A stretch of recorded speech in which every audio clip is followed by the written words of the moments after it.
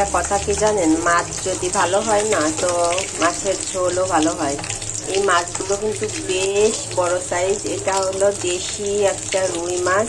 আর দেশি রুই তো জানেন কতটাই টেস্টি হয়। চাষের রুইগুলো কিন্তু এরকম বড় বড় হলেও টেস্ট লাগে না। দেশি রুইগুলো না কেমন মিষ্টি মিষ্টি হয়, মানে একটা টেস্টই আলাদা হয়। এই যে মাছগুলো কিন্তু বেশ বড় বড়। তো আমি লাউ দিয়ে রান্না করব, সব গুঁড়ো মশলা দিয়ে রান্নাটা করব। জিরা আর শুকনো লঙ্কা দিয়ে দিলাম।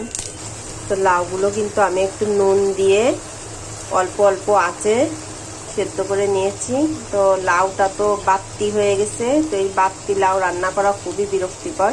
তো আমি অনেক সময় ধরে নুন দিয়ে একটু মানে অল্প অল্প আঁচে একদম সেদ্ধ করে নিয়েছি। আর হচ্ছে আপনারা নুন দিবেন না, মানে নুনটা আর ঝোলে দেওয়া লাগবে না, এভাবেই দিয়েছেন।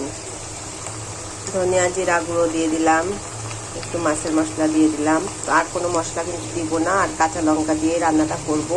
এমনিতে ফ্রেশ রুই মাছ খেতে এমনি অনেক মজা লাগে।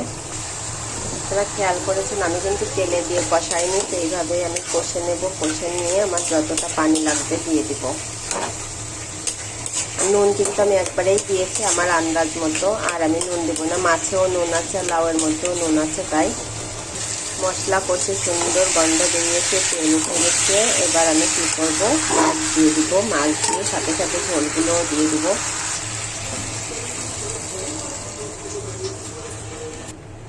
দেখেন আমি কিন্তু অনেকটা পরিমাণে জল দিয়েছি, কারণ বাত্তি লাউ তো এটা মানে জলটা কিন্তু শুকাবো, ততক্ষণে আমার রান্নাটাও সুন্দর হয়ে যাবে। আর মাঝপথে কিন্তু আমি কাঁচা লঙ্কা দিব, এখন দিব না। আর আমি এমনিতেই ঝাল কম খাই।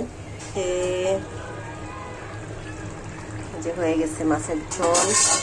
এই যে বলেছিলাম যে মাঝপথে আমি মরিচ দিয়ে দেবো, তো কিছু মরিচ দিয়ে দিয়েছিলাম। একবার ঢাকাটা তুলে এবার রান্নাটা হয়ে গেছে।